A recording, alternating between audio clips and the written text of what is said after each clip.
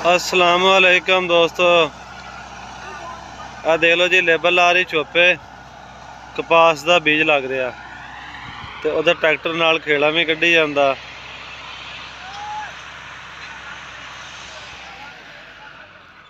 एक फुट के बीज लवा रहे हैं जी चोपा न्यू लाइन आ तो थानू ये बारे वक्तन फवक्तन गांह फिर थानू आगाही ये बारे मिलती रहेगी, इसकी जर्मीनेशन बारे भी हर चीज़ बारे।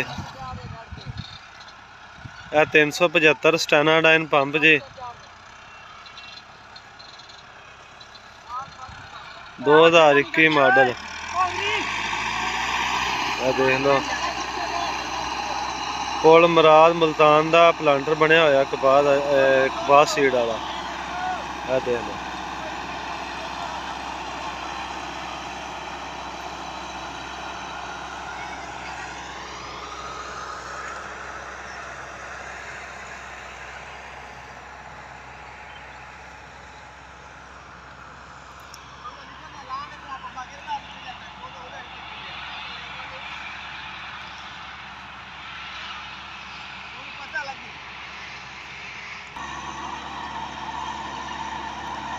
देख लो जी ट्रैक्टर थोड़े सामने आ रहा तो खेड़ा भी थोड़े सामने आ। 2 फुट की खेड़ बनाता प्लांटर तो ट्रैक्टर की परफॉर्मेंस देख लो स्टैनाडाइन।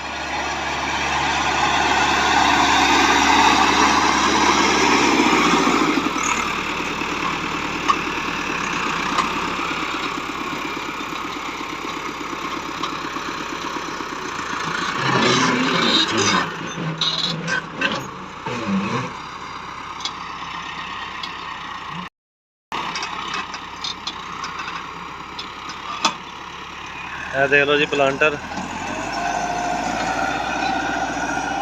ये असी जमीन तैयार जी 2 डिस्क मार दी उतों एक सी हलों की तो फिर उपरों लेदर कर दिता उतों फिर एक सी हलों की तो उतों प्लांटर खिंच दिता तो उतों बीज लाना शुरू कर दिता। कोटाबास का एरिया जी इत्थे लेबर लै रही है पर एकड़ का 3000 रुपया चोपा लाने का। कपास का सीड 1 फुट के वायदे बीज ला रहे हैं तो न्यू लाइन ला रहे हैं।